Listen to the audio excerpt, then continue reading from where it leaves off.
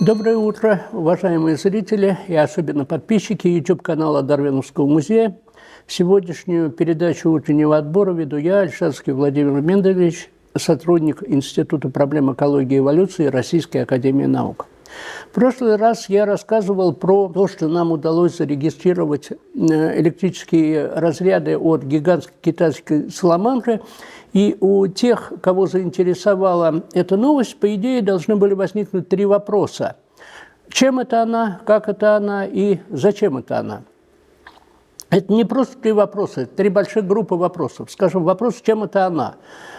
У нее для этого специальный орган или какой-то обычный орган, имеющий какую-то свою основную функцию, умеет еще и это. В любом случае, где он находится, какого он размера, в чем особенность его строения, из каких тканей он состоит, как он отгорожен от других органов или сопряжен с другими органами. Если он чем-то управляется, то каким местом в мозге. Биологов часто интересует, какими конкретными нервами он иннервирован и так далее. На такие же вопросы можно разбить вопрос, как это она. И самое главное вопрос, зачем это она. Она это специально? Она этим пользуется? Она извлекает из этого пользу? Какую пользу она из этого может извлечь? Для гигантской китайской саламандры на большинство этих вопросов у нас нет ответов. Мы занимались чисто в инициативном порядке благодаря поддержке наших китайских товарищей. А вот для другого объекта, которым мы занимались гораздо больше, для клариевых самов у нас какие-то ответы есть. И вот сегодня я буду рассказывать про клариевых самов и про то, зачем им могли бы быть нужны их слабые электрические разряды. Этот разговор был начат в лекции «Две доктрины», где я много рассказывал про клариевых самов и приводил их в качестве примера предсказательной силы дарвиновской теории, что из доктрины слабых переходных модификаций следует, что если есть сильный электрический сом, то среди его родственников вполне могут быть слабые электрические, почему бы клариевым таковыми не быть, и таковыми они и оказались. И второе, если действительно способность генерировать слабые электрические разряды прошла сквозь естественный отбор, то они были полезны своему обладателю, а если они полезны своему обладателю, то это должно как-то проявиться во время нереста, потому что нерест самое время это преимущество продемонстрировать. Обе эти гипотезы подтвердились. И гипотеза о том, что клариевые самые генерируют слабые электрические разряды, и то, что они проявляются во время нереста, причем проявляются таким ярким образом, что во время нереста мы наблюдаем особый ритуал спаривания, одной из частей которого является генерация особой пачки электрических разрядов, которая не наблюдается в других ситуациях. Но поскольку мне предстоит объяснить смысл этого ритуала, то я его назову. Вообще клариевые самы оказались совершенно идеальным объектом для исследования электрических разрядов при нерестовом поведении. Во-первых, они сравнительно зрелые клариевые самы, клариус макроцефалус, именно азиатские, они имеют правильный размер, где-то 30 сантиметров. И для того, чтобы с ними экспериментировать, достаточно экспериментального аквариума, допустим, 60 на 60 на 30 сантиметров. Если бы нам пришлось исследовать вот этого красавца, это европейский сом Silurus gladius, который нас тоже интересует, то работать с такими самами было бы несоизмеримо тяжелее, хотя бы из-за размера. Сейчас мы пытаемся тоже экспериментировать с европейским самом Silurus gladius, но тренируемся на маленьких, на сигалетках и двухлетках. Во-вторых, и в главных, с чем нам очень повезло с клариевыми самами, это то, как проходит у них нерест. Вот у мармерид нерест проходит таким образом, что самец и самка поговорят с помощью электрических разрядов, дальше самка откладывает кучку икры, отплывает в сторону, подплывает самец, поливает эту икру спермой, и вот вся любовь. У клариевых самов к ним применим термин спаривания, то есть рыба вступает в плотный контакт, плотно обжимают друг друга, идут характерные позы, причем эта последовательность поз в разных спариваниях повторяется с очень большой точностью, с точностью до долей секунды. И вот таких спариваний за один нерест десятки, иногда больше 100, и сам нерест продолжается несколько часов, иногда больше суток. То есть совершенно идеальный объект для нерестовых исследований. Значит, как это выглядит? Сначала самец изгибает поднимается дугой, демонстрируя самке свою готовность. Какое-то время самка это игнорирует, потом решительно упирается рылом, это называется рострум, ему в живот, в абдомен, и они на несколько секунд замирают. После этого самка резко изгибает свое тело, они как-то переползают друг по отношению к другу, так что живот самца через голову самки, и дальше самец охватывает самку между краем черепа и началом спинного плавника, и в это время мы наблюдаем пачку разрядов. При этом самка слабо проворачивается вот в кольце этого самца, после этого мы иногда наблюдаем выбросы икры, и рыба расходится. Вот иногда наблюдаем выбросы икры. В первых спариваниях мы, как правило, выбросов икры не наблюдаем, и на дне икры нету. Если бы она была, это было бы хорошо заметно. Потом появляются небольшие порции, потом выбросы становятся все более обильными, потом через какое-то время интенсивность снижается, и интенсивность выбросов, и интервалы между спариваниями становятся больше, и в конце снова мы не видим выбросов икры. Но пачки разрядов мы видим всегда. Единственное, что в начале и в конце там поменьше импульсов, чем в середине. И вот это предположение о том, что если электрические импульсы полезны, они должны проявиться во время нереста, то, что оно подтвердилось, это, конечно, хорошо, но хотелось бы понять, а зачем? А зачем все-таки рыбам вот эти электрические импульсы, и в том числе, зачем они во время нереста? В прошлый раз в лекции «Две доктрины» я назвал первую версию, которая приходит в голову, версией инспектора Лестрейда. Это версия о том, что это такой сигнал синхронизации. Давай на 3-4 вместе сперму и икру выбрасываем. Почему версия инспектора Лестрейда? Во-первых, она очевидная, а во-вторых, очень быстро выясняется, что она не годится. А не годится она вот почему. Потому что самец охватывает все время, пока идет генерация пачки, самку вот таким вот кольцом, и это не та поза, когда имеет смысл выбрасывать сперму.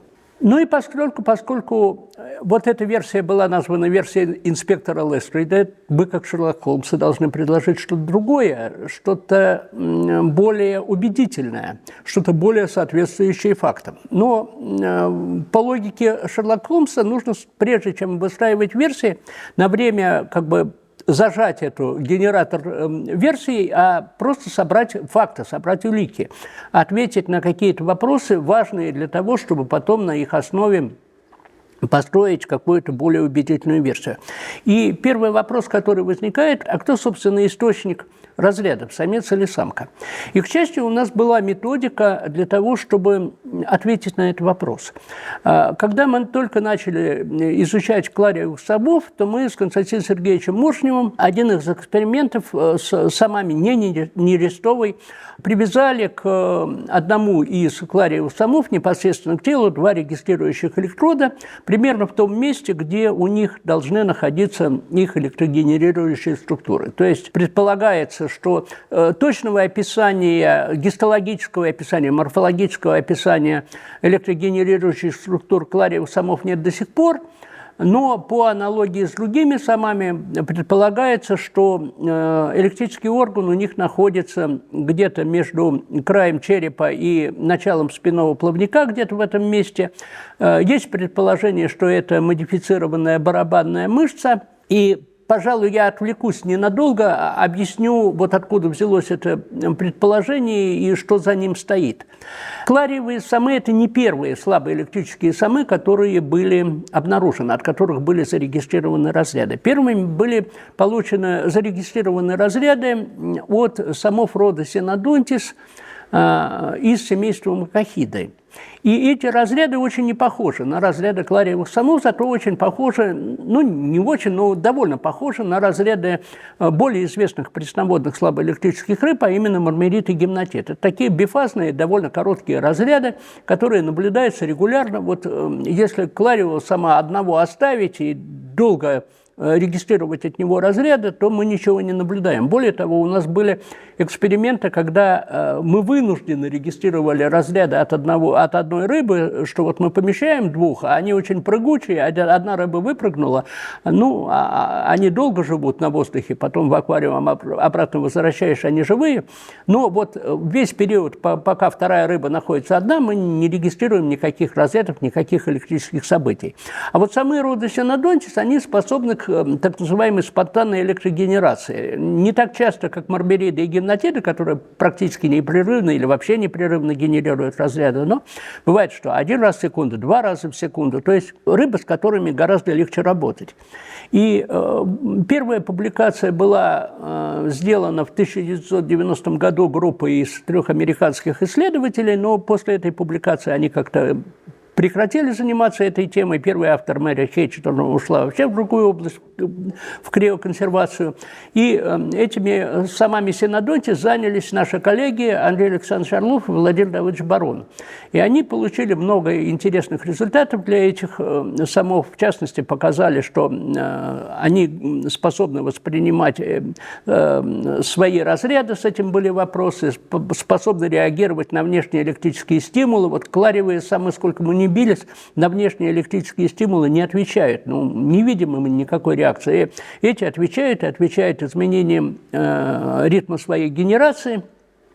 И самое главное, во время социальных взаимоотношений формы разрядов этих самов резко меняются, они становятся более длинными, они становятся больше по амплитуде, они гораздо лучше воспринимаются их электрорецепторной системой.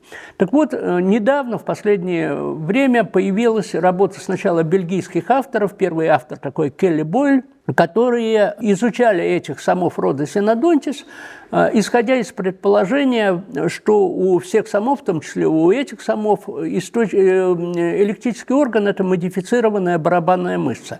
Барабанная мышца – это мышца, которая одним концом прикреплена к позвоночному столбу, а другим – к плавательному пузырю. И вот ее сокращение обеспечивает звуковую коммуникацию. Вот эта группа бельгийских ученых, она как раз и занимается звуковой коммуникацией у разных рыб и решила сравнить генерацию звука и электрическую генерацию.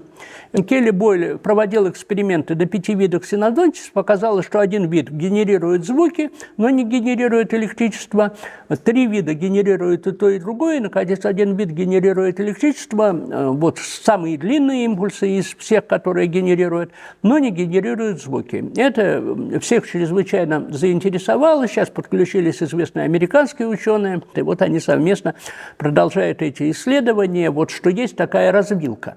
Так вот, вот это вот место генерации, почему я заговорил про этих самов, что приятно в этих работах наших коллег, что они хорошо ссылаются на все публикации российских ученых по Синодонтисам с полным доверием вот, к полученным результатам, и как бы это приятная вещь.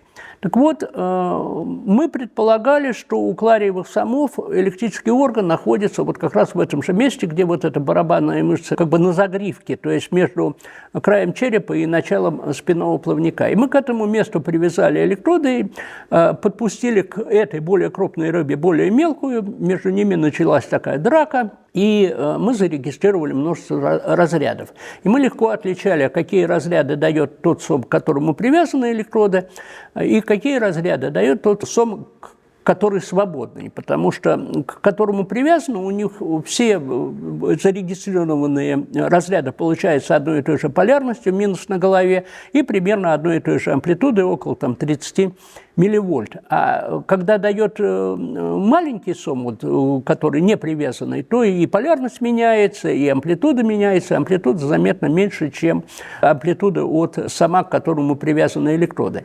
Во-первых, эти эксперименты подтвердили, что орган находится тут, а не в хвосте, потому что хвост у самов чрезвычайно подвижен, но при движении хвоста мы не замечаем заметного изменения амплитуды. Если бы орган был в хвосте, то это было бы не так. То есть у нас получается, что во время разряда можно представить рыбу как дипольный источник параллельной оси тела, вот в передней части тела, вот около головы, вот ориентированный вдоль головы с минусом на голове. И Когда мы проводим нерестовые эксперименты, то у нас в любом случае минимум 2 взаимно перпендикулярных пары для того, чтобы обеспечить регистрацию при любой ориентации рыб.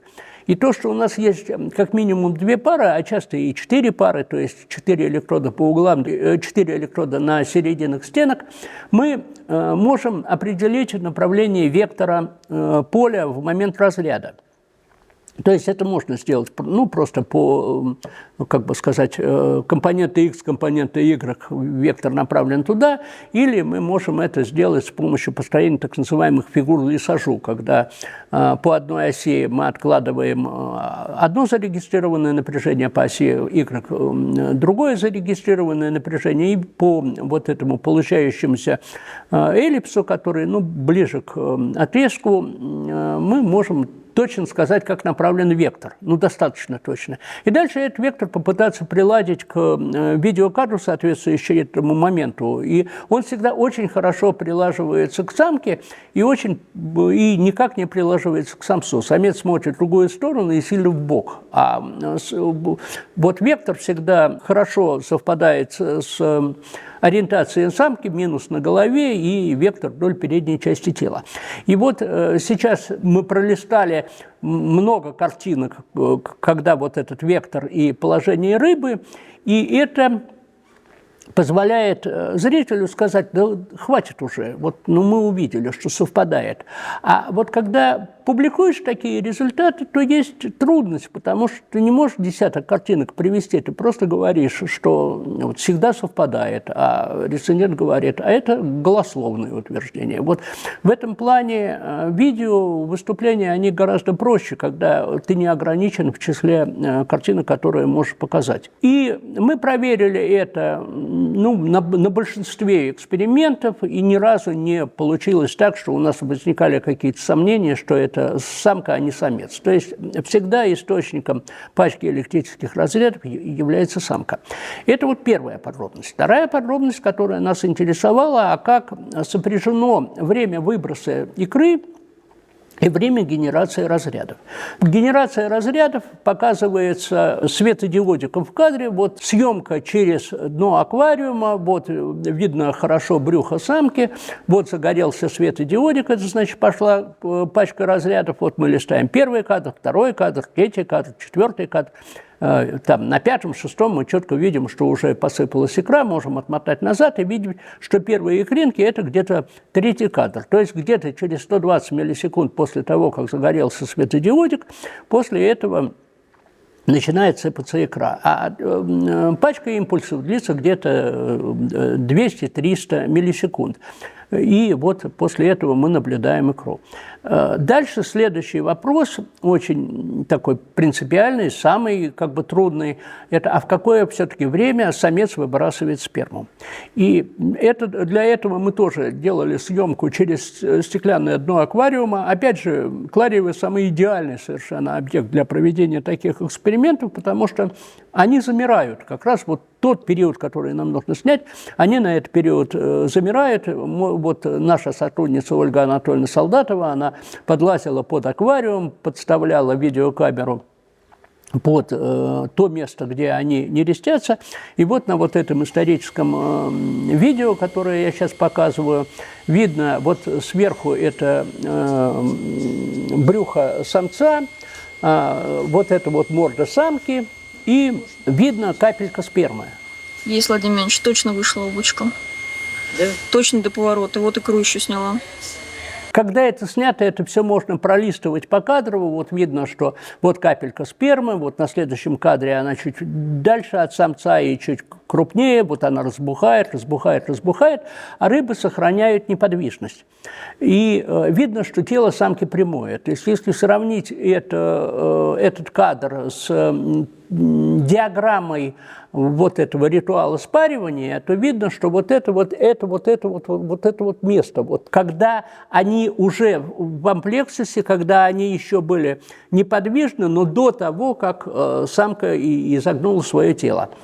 И вот что интересно, что после того, как самец выбросил сперму, Да? Вот они 1,5 секунды остаются неподвижны, потом самка выбросила свое тело, потом у нее высвобождаются и вытягиваются усы. А мы перед этим убедились в том, что всякий раз, когда усы вытягиваются вперед, прямо на следующем кадре уже начинается разряд. Это можно проверить по тем видеозаписям, где индикатор разрядов внутри кадра. Тут вот нету индикатора внутри кадра, но вот в этот момент начался разряд, и вот прошло еще сколько-то долей секунды, и посыпалась икра. Мы ее видим, и вот рыба расходится. Мы понимаем, что вот синхронизация нереста состоит не в том, что они одновременно выбросили икру и сперму, а в том, что сначала самец выбросил сперму, а потом уже самка мечет икру. И в этом есть много смысла. То есть получается следующее, что когда самец вот так вот изгибается, он демонстрирует свою готовность, что все будет по-честному, что сначала он выбросит сперму, она в этом убедится, и после этого она может метать икру, уже будучи уверенной, что икра останется оплодотворенной. Икра самки – это гораздо более дорогая вещь, чем сперма самца, в ней много питательных веществ, ее не стоит метать просто так. Но вопрос состоит в том, а зачем самец остается охватывать самку, и вообще весь этот ритуал идет уже после того, как самец выбросил сперму. В том числе вот эти сигналы, значит, они не о том, что вот давай выбрасывай, они о чем-то другом. И как бы единственное, получается гипотеза, для чего все это происходит, что самец оказывает самке акушерскую помощь. Он помогает ей выдавливать икру из гонад. Вот то, что она вот так вот изгибает тело, она при этом сильно изгибает живот. И можно посмотреть, что вот иногда самка изгибает тело в эту сторону, иногда самка изгибает тело в эту сторону. Но это всегда так, чтобы голова самца, это зависит от того, вот с какой стороны, в какую сторону смотрит самец, когда они вступили в амплексус, вправо или влево. И всегда это так, чтобы голова самца смотрела в сторону ее такого выгнутого бока, и скула его скользила вот вдоль гонады, помогая выбросу икры. И если вот весь смысл этого ритуала в том, чтобы самец оказал акушерскую помощь, то и назначение разрядов, оно такое же. То есть, что это за сигналы? Это помогай, жми, сдавливай, вот такое пульсирующее сдавливание. И вот эта гипотеза нас какое-то время устраивала, но потом все больше и больше возникали сомнения, а это единственная возможность или нет ли там какой-то другой возможности, не происходит ли там что-то другое. Но прежде чем рассказывать о новой гипотезе, что там происходит, еще несколько слов о том, что происходит во время вот этого ритуала спаривания. Благодаря помощи Дмитрия Александровича Павлова с кафедры ихтиологии биофака МГУ нам удалось померить подвижность и время жизни сперматозоидов. Вот это вот видеопленочка, и видно вот эти вот кружочки, это как раз сперматозоиды, при таком разрешении хвостиков не видно. Но можно оценить, что их скорости порядка долей миллиметров в секунду. Активны они где-то примерно 20 секунд, после этого становятся все менее и менее активны, и, наконец, через 2 минуты они уже все совершенно неподвижные. Из этого следует много всяких выводов, в частности, такой вывод, что для каждого нового спаривания нужна новая порция спермы, потому что интервалы между спариваниями больше, чем 2 минуты. И мы проверяли успешность спаривания, то есть оплодотворенность икры. Мы просто собирали икру, помещали ее в садке в хорошо аэрируемые условия, смотрели, что будет. И через 2 дня подавляющее большинство икринок становилось личинками. То есть процент фертилизации очень хороший. Возникает такой вопрос, а как добираются сперматозоиды до икринок? То есть вот если проанализировать вот эту видеозапись, получается, что за счет собственных движений они могут пройти где-то 1-2 сантиметра. А если посмотреть на кадр, вот когда самец выбрасывает сперму, и кадр, когда самка выбрасывает икру, то получается, что расстояние между этими точками по отношению к неподвижному дну, это где-то порядка 6 сантиметров. И с учетом того, что икра сразу как-то разлетается, сперматозоиду нужно пройти сантиметров 10. Своими силами он так не пройдет. И его должны как-то ему помогать микропотоки воды. И сначала я думал, что вот этот вот изгиб тела, он этому как раз способствует, что когда самка резко изгибает тело, то возникает вот такой вихрь, этот вихрь размывает вот эту разбухшую капельку спермы на стру, и получается такая косматая галактика, куда самка мечет икру. Но наш руководитель Дмитрий Сергеевич Павлов, который хорошо понимает в поведении рыб в потоках воды, в том числе очень мелких рыб, личинок рыб, он выразил скепсис по отношению к этому и сказал, что и так там достаточное количество микропотоков, которые все это обеспечат. И мы решили проверить эту версию вместе с профессором Александром Авазисовичем Касумяном.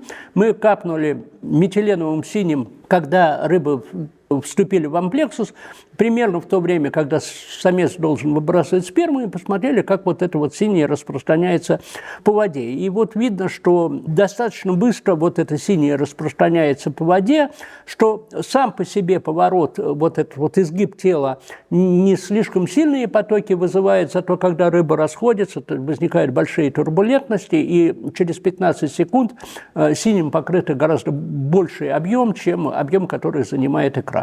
Ну, собственно, что и подтверждается тем, что большинство икринок оказываются оплодотворенными. Теперь по поводу вот этой второй гипотезы. Чем нас не устроила гипотеза, что, вот самка, что это коммуникация, что самка кричит самцу «помогай», «сжимай». И какая гипотеза была предложена вместо этого? Вместо этого была предложена гипотеза прямого действия, а именно, что электрические разряды самки достаточно для того, чтобы непосредственно вызвать сокращение мышц самца, что самка перехватывает управление мышцами самца и его мышцами, его телом выдавливает из себя икру. Вот такая гипотеза, которая кажется экзотической, но на чем она базируется? Она базируется на том, что вот как-то, если в случае самофродос синодонтис, там можно предполагать, что у них, как у мармерит, гемнотит, вот это вот такая коммуникация, локация, то с самами склариевыми самами они не отвечают на внешние стимулы. Что эта локация вообще как бы ничем не подтверждено поведенчески. Но и с коммуникацией тоже как-то с точки зрения коммуникации, казалось бы, при любом взаимном расстоянии между рыбами разряд одного сама будет воспринят вот при размере аквариума 60 на 60 на 30, будет заведомо воспринят другой рыбой. Но как-то они всегда взаимодействуют почти вблизи друг с другом, почти вплотную. То есть там какая-то другая причина. И кроме того, все равно все время висит вопрос, а как возник сильный электрический шум? Ведь если бы это шло через коммуникацию, через локацию, то это все равно, что сказать, что электрическая дубинка появилась в результате эволюции мобильного телефона. То есть что-то там по-другому. И вот вопрос о том, хватает или нет вот этих вот разрядов для того, чтобы вызвать сжатие тела самца, он такой ключевой и нуждался в опоре на другие работы. И вот из других авторов наиболее интересными показались работы двух авторов. Первый автор современный, это такой Кеннет Катани, он 65-го года рождения, американский ученый, очень яркий. Исходно он занимался звездорылами. Это такие кроты, у которых такой цветочек на носу, и занимался он электрорецепцией у звездорылов. Я когда прочитал это, очень удивился, думаю, а с чего бы у кротов была электрорецепция? Ну, думаю, ладно, каждый человек имеет право на свою бредовую гипотезу, но потом решил проверить, а может, я чего не понимаю. И тут же по ключевым словам, мол, то есть этот звездорыл и электрорецепшн, наткнулся на публикацию 93-го года, что как раз в этом цветочке у этого крота есть электрорецепторы. И наткнулся на статью Катани. Думаю, ну надо же, Как странно.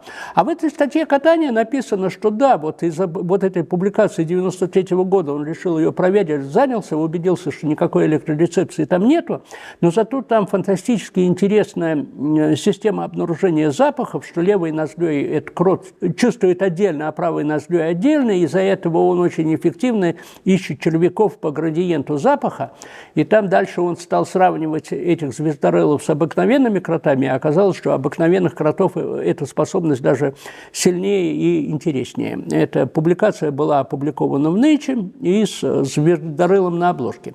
Но меня интересовал Катания, конечно, не из-за этих звездорылов, а из-за его публикации на электрических угрях.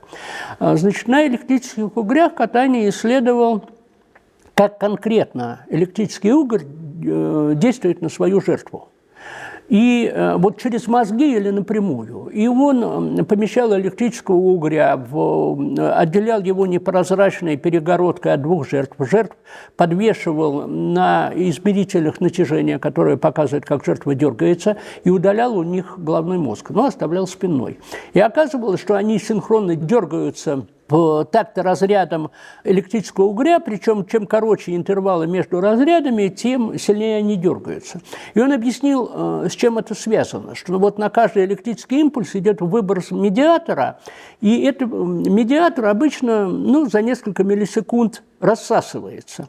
Но если интервал между разрядами меньше, чем эти несколько миллисекунд, то идет такой кумулятивный эффект, и порог снижается, и чем чаще идут разряды, тем сильнее вот эта вот судорога, тетанус.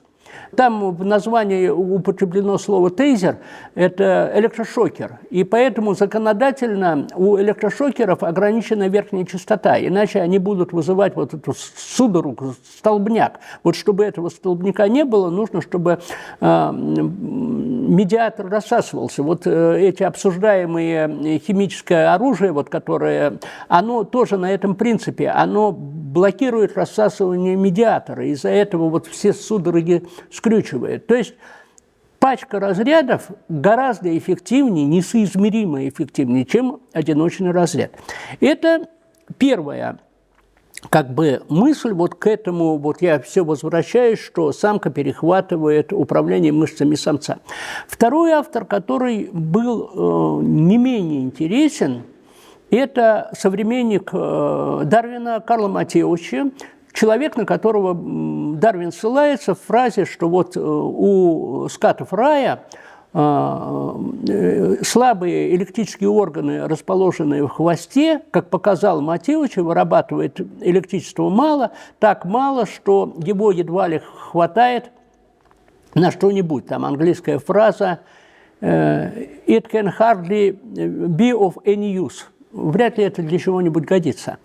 И есть такой замечательный историк науки Марко Пикколино, у него, в частности, есть такая книжка «Шокирующая история электрических рыб», и он там пишет, что зря Дарвин сослался на Матеуча. Матеуч работал не со скатами рая, Матеуч работал со скатами торпеды, с сильно электрическими скатами. Это совершенно разные животные. Почему скат рая не может быть рассмотрен как аналог промежуточной формы эволюции от неэлектрических рыб к скатам торпеда? Потому что вот если взять скатов, в другом месте органа, если подвергнуть скатов рая искусственной селекции, все равно не вырастешь из него сильно электрическую рыбу. И вопрос о том, зачем скатам рая электрические органы, он во времена Дарвина обсуждался. Обсуждался он вот в какой, последовательности. Был такой ученый Шарль Робин. Он считается одним из отцов французской гистологии. Он одним из первых применил микроскоп для гистологических исследований. И он первым описал электрический орган у скатов рая именно как гистологическую ткань. Он сказал, что это электрическая ткань, это не мышечная, не нервная, не костная, это электрическая ткань. Позже выяснилось, что не он первый был такой ученый. Шотландский, он раньше опубликовал, никто не спорил что приоритет шотландца, но, как бы сказать, основной научный мир узнал про скатов рая из работы Робина. И был такой очень известный ученый, прям вот топ-топ мировой науки того времени, Йоган Мюллер. В его лаборатории работал, скажем, Гельмгольц, ну и вот Мюллер – это был человек такой очень уважаемый. И, ознакомившись с работой Робина, он попробовал поэкспериментировать со скатами рая и не обнаружил от них никакого необычного электричества. Тогда он обратился к Матеучи и попросил, чтобы Матеучи попробовал, поэкспериментировал с этими скатами. Матеучи тоже написал, что ничего он от них не наблюдает. И только после уже Робин провел такие же эксперименты и показал, что все-таки электричество наблюдается, и объяснил, почему не получилось у Мюллера, объяснил, почему не получилось у Матеучи. Но что интересно с Матеучи? Вообще Матеучи заслуживает длинного отдельного разговора. Это такой очень яркий, очень важный человек в истории физиологии. Существует несколько оснований для того, чтобы как-то поддержать вот эту гипотезу о прямом воздействии самки на самца, о прямом воздействии одной рыбы на другую. И одно из таких оснований – это открытый Карлом Матеучи эффект, который называется индуцированное возбуждение. Опыт Матеучи, он входит в практикум медицинских институтов. В интернете легко найти ролики, которые показывают, которые демонстрируют этот опыт. Он состоит в том, что если возбудить лапку лягушки, препарированную по методу Гальвани, и на эту лапку до этого положить нерв от другой лапки, а на нее нерв от следующей лапки, то при возбуждении первой дергается и вторая, иногда третья, и никогда четвертая. Но в мединститутах показывают опыт за двумя лапками, и вот вы видите, что вторая лапка дергается при возбуждении первой. И вот то, что электричество на поверхности первой лапки хватает для того, чтобы вызвать возбуждение второй лапки, это ведь не специализированная электрогенераторная ткань. Вот у клариевых самов заведомо больше вырабатывается электричество, чем вырабатывается в этой лягушачьей лапке, когда ее возбуждают. И это такое, как бы сказать, сильное подспорье в пользу гипотезы о прямом воздействии самца на самку. И для ромботелых скатов, и для клариевых самов ситуация примерно одинаковая. И разряды у них очень похожи, и по длительности похожи, и по паттерну похожи. Так что это такая довольно общая проблема, довольно общая параллель. Теперь по поводу коммуникации. Вот эта вот гипотеза, что разрядов может хватать для прямого взаимодействия, она никак не отрицает возможность электрокоммуникации, потому что рыбы заведомо воспринимают эти сигналы, очень хорошо воспринимают эти сигналы, и коммуникация возможна. И вот когда я рассказывал про саламандру, я довольно много говорил про то, что хорошо бы иметь электрический глаз, что очень не хватает прибора, который был бы функциональным аналогом электрорецепторной системы, который бы показывал, что делается в аквариуме, какие там поля. И мы много лет пытались сделать этот электрический глаз, что в условиях, там много сложных проблем, нет вообще никакого финансирования на эту разработку, тем не менее как-то продвигались. И вот в этом году у нас, наконец, заметный успех, он во многом связан с тем, что добавился еще один человек в команду, такой выпускник второго лицея, выпускник биофака МГУ, сотрудник кафедры биофизики биофака МГУ, а теперь наш сотрудник Митя Зленко. А сейчас я хочу показать первое видео, сделанное с помощью вот этой технологии электрического глаза. Вот это два сама клариевых, это не вьетнамские, это африканские, два клария с горей Пинус. Вот вы видите, один сом дал разряд, вот вы видите, второй сом ответил. И вот вы видите, первый сом снова дал разряд. И особо внимательные, особо такие въедливые зрители наверняка на первую картинку закричали «стоп, стоп, стоп», тут непорядок, у вас ус отклеился. То есть вы видите, что один отрицательный полюс там, где надо на голове, нулевая эквипотенциаль там, где надо между краем черепа и началом спинного плавника, а положительный полюс соскочил и находится в воде. Это дело в том, что вот эта картинка поля, она не картинка поля в плоскости рыб, она картинка поля в плоскости электродов, электроды под рыбами. А поскольку тело второй рыбы имеет электропроводность гораздо большую, чем электропроводность пресной воды, вот, в которой они находятся, то она перетягивает поле на себя, и вот этот вот образ поля на дне, он смещен в сторону второй рыбы. Ну, на этом давайте сегодня закончим. Теперь по поводу того, кто вас разбудил. Вот этот вот звук. Вот, а теперь посмотрите, кто это. Oh, really? Uh-huh. Okay. Это не клариевый сон, но тоже очень симпатичный. Всего вам доброго, приятного дня.